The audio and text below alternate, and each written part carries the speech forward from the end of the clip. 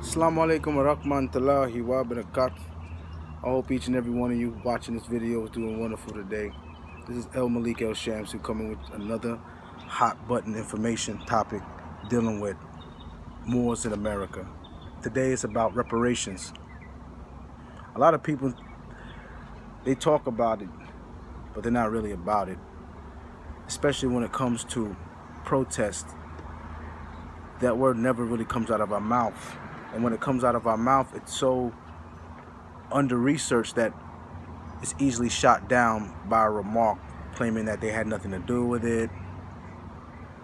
It was so long ago.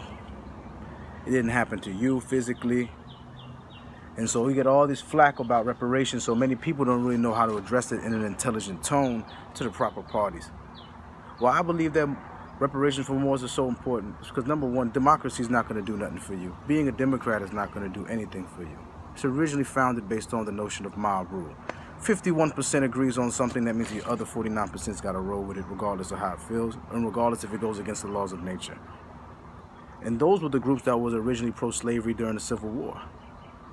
And today, their platform speaks nothing about reparations. And Republicans, they're no different. Even though that was the original format of the government of the United States, they were based on Roman laws and structure, and they was able to use capitis diminutio maxima to strip you of your rights. I learned it from my Moorish Moors talking about capitis diminutio maximus, minimum and medium.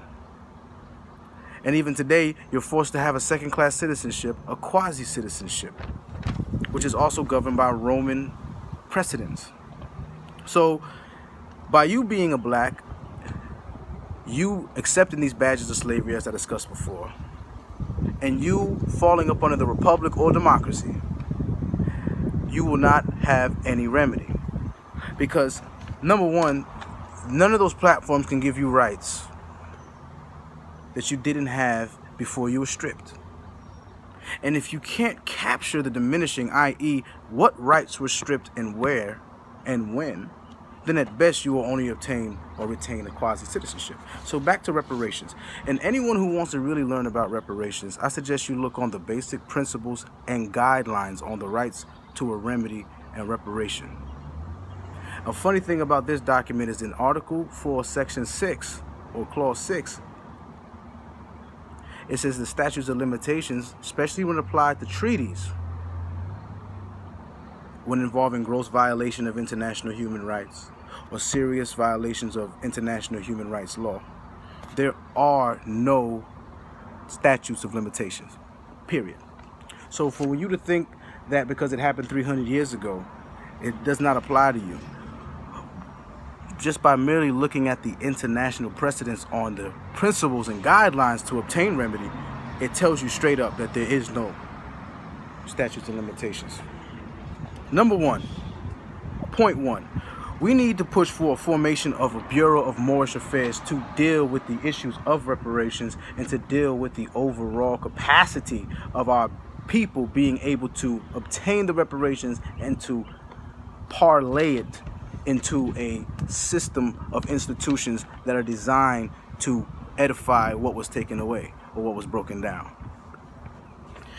The Bureau of Moorish Affairs will not run like the Bureau of Indian Affairs in that merely as a dependent people, we are here to express our Aboriginal indigenous self-identification, and we also want to express our knowledge and our resolution on the fact that we deserve reparations.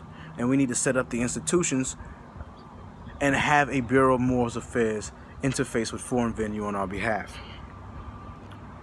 By them actually setting up a Bureau of Moorish Affairs, it would be a great, wonderful act of reparation. It shows us that they're beginning to acknowledge our cause. Number two, we want the removal of qualified and absolute immunity in all civil cases. The main reason why a lot of this stuff keeps happening is because the private people in the position of government are the ones abrogating your rights. And anytime you seek remedy, you have to sue the institution. But my idea and my opinion is there's nothing wrong with the institution. And there really isn't. The United States is a wonderful government. It has a constitution that is free for all. Problem is, human beings were stripped and categorized as legal property. And those groups of people need to have reparations.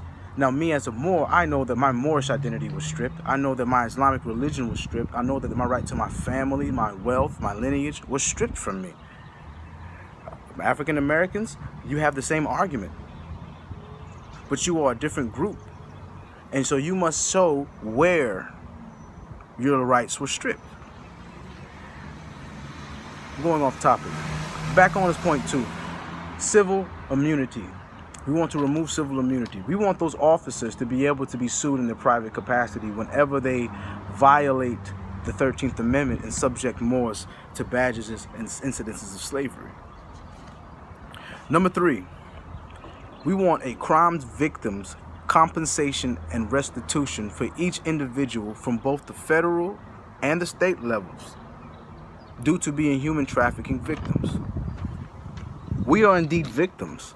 And if we're going to press for reparations as Moors, we can't be too proud and high to say that we weren't damaged or that we're not victims or that we wasn't oppressed to the extent that we can identify it at law and derive a proper remedy for it.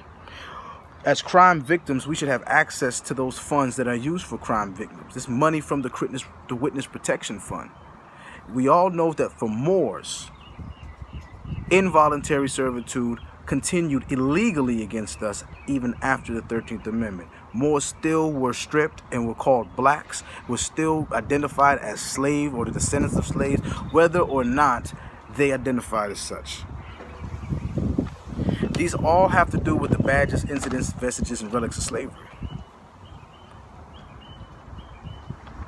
Number 4, we want exemptions from taxes. In other words, no liability to the public debt. Why should we not deserve liability to the public debt?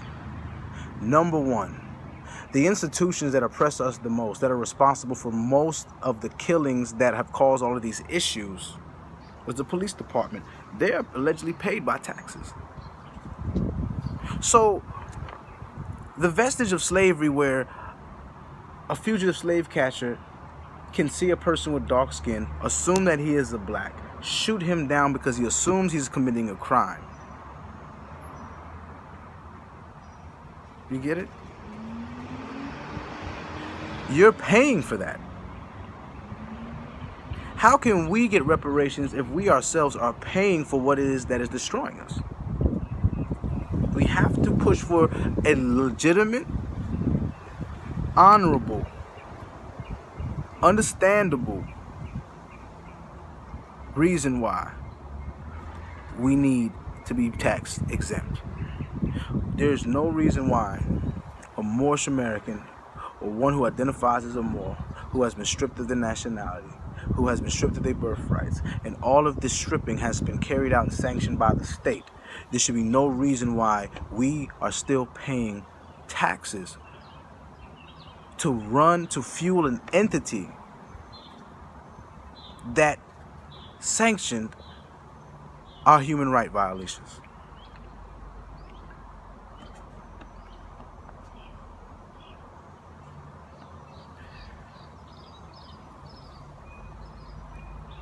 Five, we want full coverage and free insurance. There should be no reason why me as a Moor to pay an insurance company that got rich and wealthy off of insuring slave ships, off of mortgaging slaves to people who needed loans. Insurance companies to this day regulate who can and can't do business. Descendants of slaves, Moors who've been stripped, have to go to the same companies and obtain policies through that company in order to do business. They control your right to contract. There's no difference back in the day when a slave could not contract. So we want full coverage.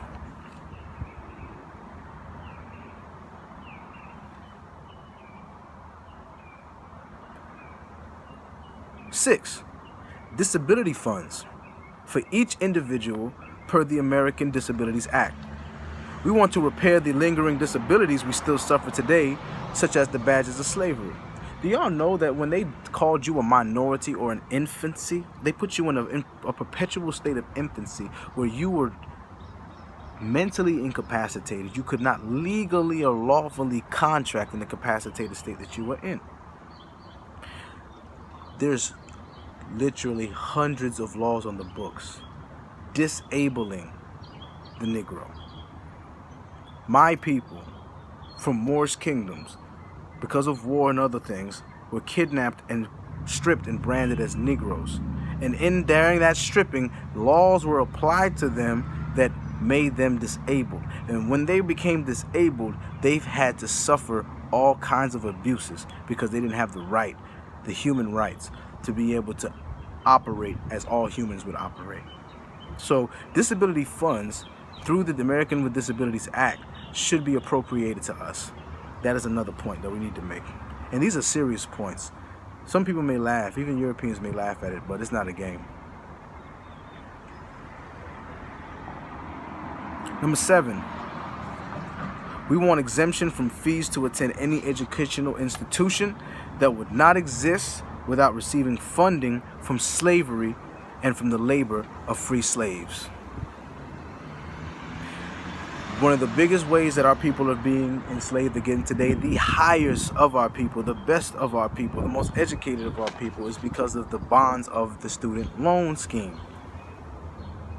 As a Moor, participating in such usury contracts is illegal and unlawful and unreligious. I'm not even allowed to participate in such things. And honestly, black people shouldn't be participating in it either. But as a Moor, for religious as well as reparative purposes, we should not have to pay a cent to go to an educational institution. Next point, we want the excuse me. We want retirement funds from the Social Security to be provided to descendants for each ancestor enslaved after 1783. These are people who may have worked slavery short-term or perpetually. Why 1783? Because that is the document that really gave birth to the United States. It wasn't the Constitution, it wasn't the Declaration of Independence, it was actually the Treaty of Paris. Because sovereign recognized nations who understood and who respected Britain began to respect the United States because they had entered a treaty with a sovereign nation called Britain. And so in 1783, the international world paid homage, or acknowledged, excuse me, that's a better term, the existence of the United States.